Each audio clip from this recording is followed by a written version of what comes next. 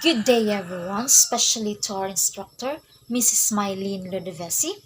Today, we are going to discuss another topic, which is the information processing theory. Before that, let us first define individually these terms information and processing. So, what is information processing? From the word information and processing. Okay, information is the message itself that you are going to send to your receivers.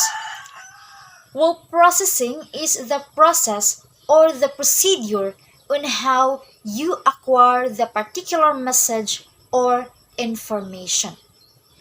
So maagi pa kag mga pagsubok before nimo ma-catch up ang maong information. So information processing is the cognitive in which is not practical or it is impossible that will happen in real life outline that focuses on how the knowledge enters and is stored in and is retrieved from our memory. Like for example, your teacher discussing about the particular topic. You as a student, of course, maminaw jud ka. So if ikaw estudyante is naa ka sa attending stage, so makakuha jud ka sa information and there should a processing of information happen. So we have a lot of ways in acquiring information through our senses. Like for example, sense of smell, sight, hear, and all. So information processing theory is relating on how the mind and computer works in a powerful analogy. So analogy means similar. Okay, for example, so naay nag-program or they are programming or designing a computer that aims a solution. So nangita sila og solution to solve that particular problem of that computer. So there should a processing occurred if they want to have a solution for the problem of the computer. So the processing happen in solving the problem in computer is same pod nga we are processing an information sa ato nga hunahuna. So mao na nga ang human mind o ang computer is a powerful analogy. So same ra ang process nga nahitabo sa atong mind o sa mao nga computer. According to the cognitive psychologist, believe that cognitive processes influence the nature of what is learned. So ngano kaha? So mao ni, ang teacher is nagdiscuss kintahay sa isang topic. Unya na kintahay student nga something nakamauna sa mao nga topic. So ikaw student nga nakamauna, sumurag maglibog ka or maglisod jud kag process sa information nagdiscuss ni teacher kay something nagmix man imong knowledge about ana nga topic, silbi nga ang gidiscuss ni teacher is naka-influence sa imong nakatunan. That is why murag something na influensyahan ang imong nakatunan. So information processing theory describes how the learner receives information or the stimuli from the environment through the senses, and what take place in between determines whether the information will continue to pass through the sensory register, then the short-term and the long-term memory. So these three, the sensory register, the short-term memory, and the long-term memory, we will discuss it later. So in information processing theory, we have types of knowledge. First, the general versus specific. So when we say general, it involves whether the knowledge is useful in many tasks or in one. So when we say general, an information that the majority of people either nakahibaw ba or can find a number of sources. For example, for this are cultures, society, human body, the animal kingdom, space, languages. Those are some examples of general knowledge. So specific is that something that you focus or a subject matter nga gi-focus nimo. This is the type of knowledge that you cared about. For example, for this is something that you study on how to become rich. So, specific is advantage jud ni siya sa general. If there is a problem of that subject matter, so mafokusan jud na or matagaan jud na nimo og pagtagad unlike sa general. Always remember lang nga, if general is useful in many tasks, like pwede si pwede ani, ana, then the specific is useful only in one task. So, kana ra jud mo wa nilain mo ni dapat natong hinumduman if it's general and specific knowledge. So, second is declarative. This refers to factual knowledge. So, they relate to the nature of how things are. They may be form of a word or an image. So, always remember that declarative is a factual. When we say factual, tinuod, true, walay halong bot-bot. So example for this is your name, address, age, and also the face of your crush. An example of declarative knowledge. Another example, your teacher tells a story, then gipa-identify sa maong teacher sa mga students ang main characters, the plot, the settings of the story. So where is the declarative knowledge there? Okay, the plot, the main characters, the settings. So in declarative, if you create a sentence or make a statement, you should start it with this phrase, I know that, blah blah. Again, declarative is a factual knowledge. So third type knowledge is a procedural. This includes knowledge on how to do things. It talks about the steps and the process, knowing to follow a specific order or steps. Example, baking a cake, making a lesson plan. Basta magamit ka og steps on how to do things. So if the declarative starts with I know that in making a statement, in creating a statement, in procedural naman is that I know how. So I know how to bake and so on. So procedural always also talks about the skills and what strategy you are going to take. Okay? So fourth type of knowledge is the episodic. This includes memories of life events like high school graduation. Another example, your first kiss, your birthday party, or any events nga nahitabo sa imong life. Episodic is the particular or specific event which is memorable na para nimo, memorable ni para nimo. Episodic coming from the root word nga episode. So understandable naman kaadyo kay very familiar naman nato na nga word, especially if mo tan-aw ta og mga movies like K-drama, C-drama. So naay part lang sa imong life or sa movie.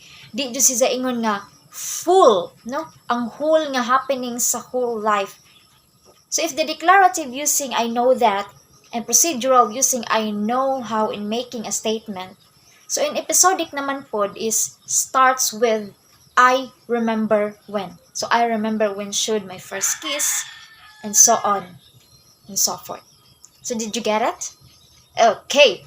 So lastly is the conditional. When we say conditional, this is about knowing when and why to apply declarative or procedural strategies. It also refers to students' knowledge. Why? Kay this type of knowledge is nagdepende sa student. Something like season, kintahay. Kung ano sa mo gamit og declarative or procedural knowledge. If the teachers discuss about the steps on how to create a lesson plan. So, of course, mo gamit yun og procedural knowledge. Again, conditional knowledge refers to students' knowledge. Okay, did you understand?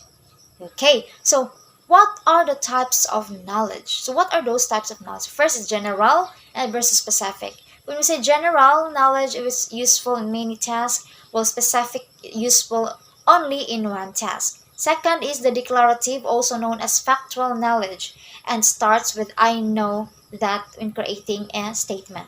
And third is the procedural task, about the steps or processes, and starts with I know how in making a statement. The fourth knowledge, top types of knowledge, the episodic. So it talks about the life events, the memories, and remember to start with I remember when. No, I remember when my first kiss. Okay? Fifth type is the last type is conditional, also known as student's knowledge, when should declarative or procedural knowledge. Okay, so let's proceed to the primary stages of information processing theory. First, the encoding is how you acquire the information. Yun sa nimo pag-receive, pag-perceive sa maong information. There are two types of encoding, what we call shallow and deep. When we say shallow, is that easy to forget. If that information is not really important, of course, ipalapot ra jud na sa pikas dawgan. And if deep naman pod is something meaningful, maong ikip jud nimo ang maong information kay feeling nimo useful ni kaadyo and meaningful. But it's up to the receivers unsaon nila pag-encode sa maong information. Sometimes kita students bisan pa nag-importante or di ipalapot ra jud sa pikas daw ganato, no? So mo two types of encoding. So next is storage. So naka-acquire na kintahay ka og information. So you are going to do is imong store, ibutang sa imong hunahuna. It could be karidyo ra ba na nimo i-keep sa imong mind or extended period of time. Depende if giunsa nimo pag-encode sa maong information, shallow ba or deep. So when you are storing the information at the same time na processing of information po. So there should a processing information occurred. Okay? Okay. So lastly is the retrieval. So the information you brought back to the appropriate time. Meaning, you remember that particular information. Naalala mo, na hinumduman nimo.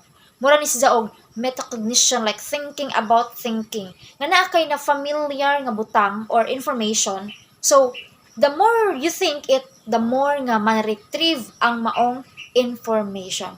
For example, is kanang nag-review kintahay si teacher para sa upcoming exam.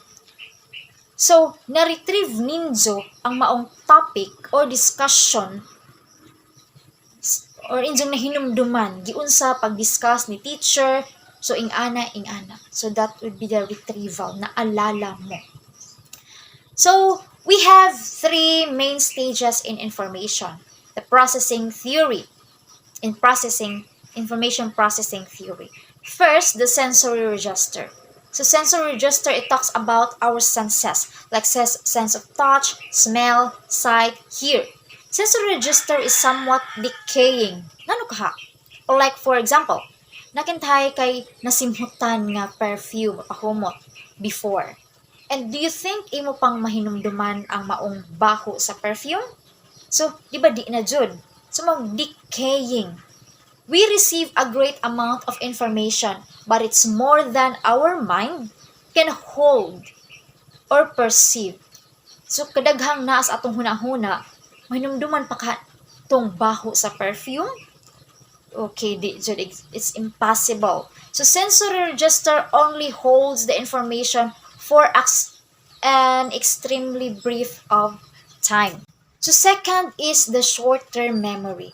It is called a working memory because it is where the new information is temporarily placed while it has mentally processed. For example, ang short-term memory is kanang naa kay gi-memorize nga piece kintahay nga dinalian. So, ma-memorize nimo siya, but after how many days, imo na tong makalimtan. Kay murag silbi for compliance raman tong imong pag-memorize. Unless, if you have a maintenance rehearsal there should a repetition for you to keep that information active in short-term memory. So the third is the long-term memory. It is the final or permanent storing house for memory information. It holds the information until needed again. Silbi nga, kining long-term memory is our stock knowledge kintahay. Nga bisan pag bali-balihon ang kalibutan, mahinumduman jud gihapon nimo, no? Long-term memory, it is extended period until another period. So, babalik siya kapag kailangan at kailangan ko siya ngayon. O, di ba? So, that's the long-term memory. So, executive control process involve the executive processor or what is referred to as metacognitive skills. It controls our behavior and it manages our mind. That's the executive control processes. These processes guide the flow of information through the system, help the learner make informed decisions about how to categorize, organize, or interpret information. For example, of processes are attention, rehearsal, and organization. So, it will manage our mind. So, forgetting is the inability to retrieve or access information when needed. So, understandable naman kaadyo ang forgetting, no? Makalimot sa iyong nakaraan. Ito. So, there are two main ways in which forgetting likely occurs. First is the decay, which means information is not attended to and eventually fades away. Very prevalent in working memory. So as what I've said earlier, decaying. So dali rama, wow. So second is interference. So new or old information blocks access to the information in question. Okay? So there are methods for increasing retrieval of information. First is rehearsal. This is a repeating information verbatim, either mentally or aloud. Second is the meaningful learning. This is making connections between new information and a prior knowledge. The third is organization. It is making connections among various pieces of information.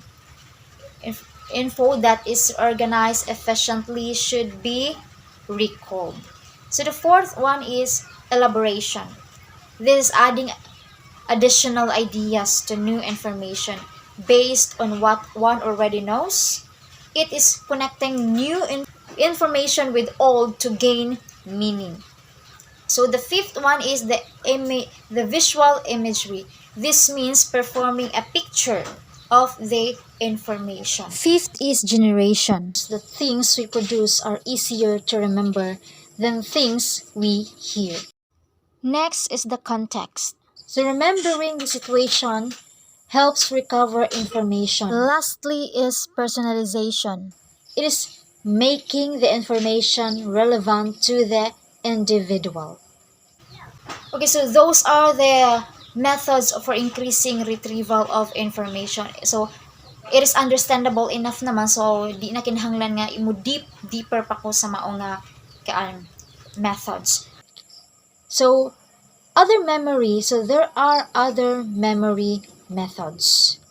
The serial position effect or the recency and primacy.